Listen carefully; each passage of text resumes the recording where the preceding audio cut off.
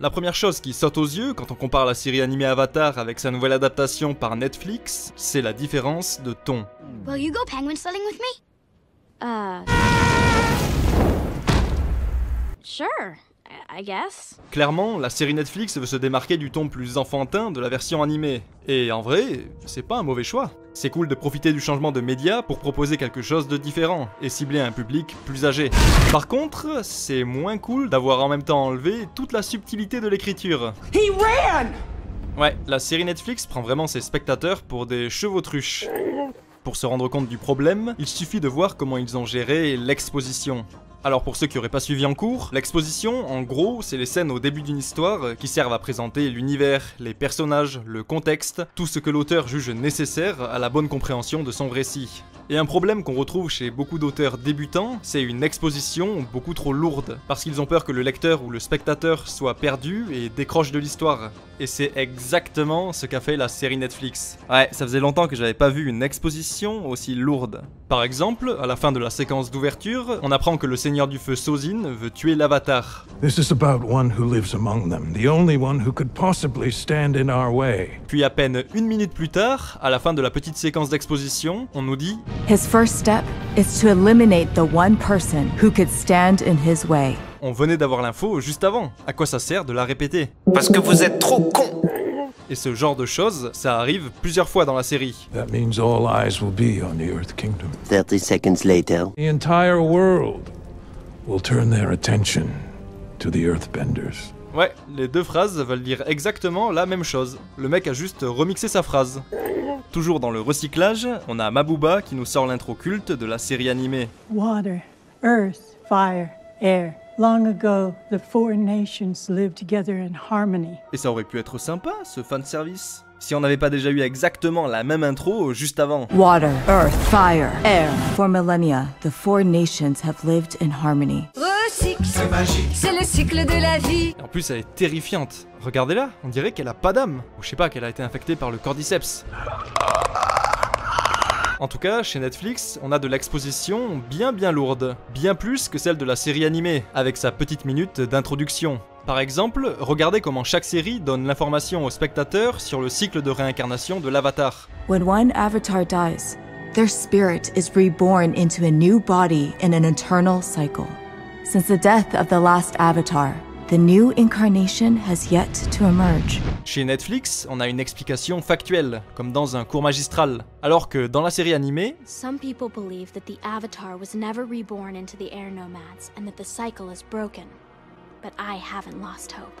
on a la même info, mais elle est donnée de façon tellement plus subtile, dans le contexte, en faisant appel à l'intelligence du spectateur, qui est censé avoir 6-11 ans, on le rappelle. De son côté, Netflix vise clairement des spectateurs plus âgés. Mais par contre, faudrait surtout pas les laisser réfléchir, même pas 2 secondes. Genre, regardez l'introduction de Zuko. Zuko, franchement, casting impeccable, j'aime beaucoup l'acteur. Mais pourquoi la 3e phrase qu'il prononce, c'est ça? For 3 years, I've chased down every hint, every rumor, every whisper of the Avatar. My father has banished me until I find the Avatar, and that's exactly what I'll do. It'll all be worth it once I return home in glory to take my place as the rightful heir to the Fire Lord. Toutes les infos importantes à savoir sur Zuko sont données dans la première scène où on l'entend parler. Et elles sont données par Zuko lui-même, alors qu'il parle à son oncle en plus, qui lui a déjà toutes les infos. C'est tellement pas subtil. En plus, il y a vraiment aucun intérêt à tout déballer direct. On n'est pas dans un film d'1h30. Il y a le temps pour dévoiler les informations au fur et à mesure. Par exemple, dans la série animée, au début, on sait juste que Zuko cherche l'avatar. Et on sait pas depuis combien de temps, ni pourquoi. Et c'est très bien comme ça. Et c'est seulement dans le 3e épisode qu'on va comprendre que c'est son propre père qui l'a banni. Et là encore, c'est pas dit directement, c'est sous-entendu par le dialogue de Zhao. You're just a banished prince. No home, no allies. Your own father doesn't even want you. In his eyes, you are a failure and a disgrace to the Fire Nation. That's not true. You have the scar to prove it. Oh, maybe you'd like one to match. Voilà, ça c'est de l'exposition subtile et intrigante. C'est pas si compliqué. Allez, je vous en remets encore un peu. Prince Zuko, have you forgotten what happened last time you dueled the master? I will never forget. Bon, et pour finir sur le manque de subtilité de la série Netflix, le pire passage, c'est probablement la scène où Aang fait sa propre analyse de personnage. I know who I am. I like to play airball and eat banana cakes and goof off with my friends. Ouais, apparemment, le show don't tell, c'est démodé. I don't want the responsibility. I'm scared of my power. I'm scared of being alone. Et oui, à quoi bon montrer la psychologie et les faiblesses des personnages par leurs actions, quand on peut tout leur faire dire directement aux spectateurs? C'est dommage, parce que, encore une fois, la série animée avait très bien géré ça, avec Aang qui expliquait après coup les raisons qui l'avaient poussé à fuir ses responsabilités. How could they do that to me? They wanted to take away everything I knew and everyone I loved. Whoa! En plus, la série Netflix a fait un changement que je trouve incompréhensible. Aang n'est pas pris dans la tempête parce qu'il fuyait le temple et ses responsabilités, comme dans la série animée, mais seulement parce qu'il a voulu prendre l'air avec Appa, pour réfléchir. Et hop, pas de chance, une tempête. Ça paraît être un détail, un changement mineur, mais en fait, ça a un énorme impact sur Aang et sa psychologie. Ça lui enlève toute la culpabilité d'avoir fui ses responsabilités et abandonné son peuple. Et donc ça supprime aussi son besoin de racheter cette faute. C'est une sacrée perte pour le personnage. D'autant plus que ça ajoute un côté comme par hasard, avec Aang qui s'en va littéralement 10 secondes avant l'arrivée des Maîtres du Feu. Le changement est vraiment douteux. D'ailleurs, en parlant de ça, d'après vous, commencer la série par le génocide des Maîtres de l'Air, bonne ou mauvaise idée? J'imagine que la plupart des gens ont aimé cet ajout, parce qu'il permet un début plus dynamique et sombre, et parce que c'est une nouveauté par rapport à la série animée. Mais pour moi, montrer cet événement de cette façon et à ce moment-là, c'est une fausse bonne idée, pour deux raisons. Premièrement, ça désacralise l'événement, et donc ça lui enlève de la force. C'est toujours bien de laisser de la place à l'imagination des spectateurs. Un bon exemple de ça, c'est la mort de Gyatso. Dans la série animée, on se demande comment Gyatso a fait pour venir à bout d'autant de Maîtres du Feu. Est-ce qu'il a privé la salle d'air, en se tuant par la même occasion? On n'a pas la réponse. Et ça donne un côté presque mythologique à la chose. Dans la version live, on le voit se faire carboniser.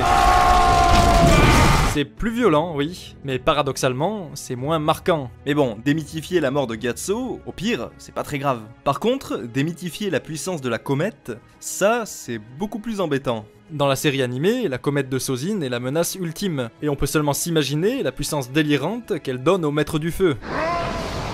Et ça crée de l'attente chez les spectateurs, une attente qui sera récompensée à la fin de la série.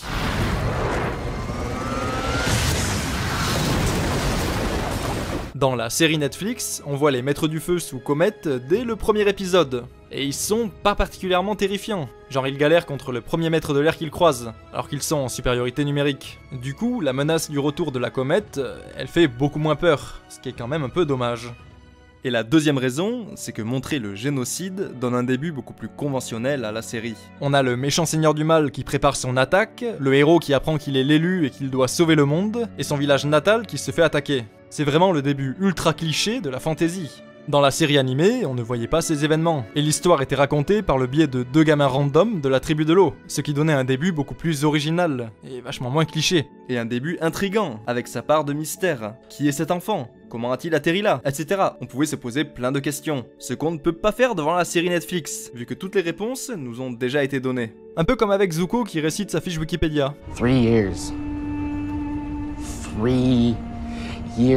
Ce problème de trop en dire et de trop en montrer, on le trouve pas seulement dans le premier épisode, mais il est récurrent dans toute la saison. Par exemple, on voit Ozai dès l'épisode 2, alors que dans l'animé, on voyait pas le visage d'Ozai avant la 3e saison, ce qui était un choix intéressant. Ça permettait de le déshumaniser, d'en faire une menace terrifiante, inatteignable, et puis c'était aussi intriguant. Donc en montrant Ozai si tôt, on perd tout cet aspect-là. Et le choix de Netflix pourrait tout à fait être valable, si on gagnait quelque chose de plus intéressant en échange. Mais toute l'intrigue au palais de la Nation du Feu est pour moi l'une des plus faibles de la saison, avec notamment la dynamique entre Ozai et Azula qui a été complètement foirée. Toujours dans ce problème de vouloir trop en montrer, l'Agnikai entre Zuko et Ozai.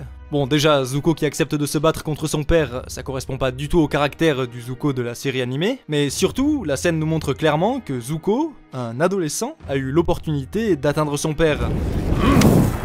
Et c'est vraiment une super bonne façon de casser toute la menace que pourrait représenter Ozai. Si Zuko 13 ans est capable de le battre, alors pour l'Avatar, ça devrait être une partie de plaisir.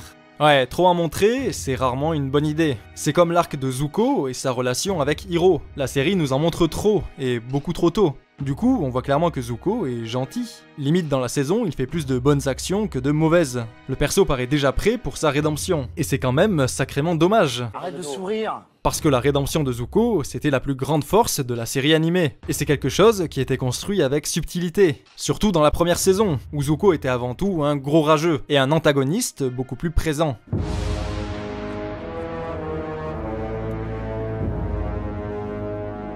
Alors que chez Netflix, il est tout mignon. He ran!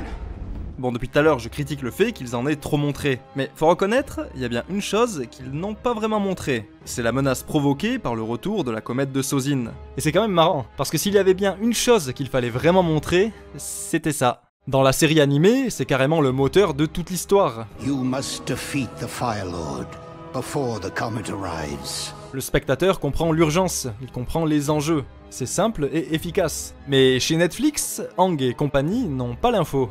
Et du coup, la série n'a pas de quête principale, pas de ligne directrice. Aang s'en fout complètement d'apprendre la maîtrise des 4 éléments. À la fin de la saison, il a même pas essayé une seule fois la maîtrise de l'eau. You're gonna learn waterbending, and I'm gonna make sure of that. Rien à foutre.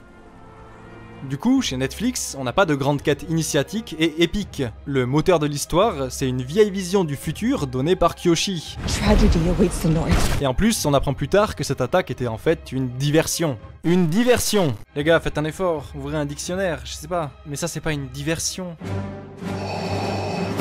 Bon, sinon, à part ça, la série est pas horrible. Les maîtrises sont bien faites, il y a quelques bons choix d'adaptation, notamment en termes de rythme au début de la série, avec l'enchaînement Kyoshi et Omashu, et j'ai bien aimé aussi certains ajouts.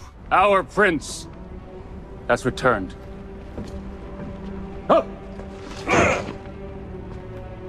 Franchement, il y avait du potentiel dans cette adaptation. Dommage que son écriture soit 10 fois moins réfléchie et subtile que celle de l'original. Vous savez, celle où les héros font de la luge sur des manchots. Comme quoi, il faut pas se fier aux apparences. Donc c'est pas parce que ta série crame des PNJ à l'écran qu'elle est profonde et mature. Au contraire.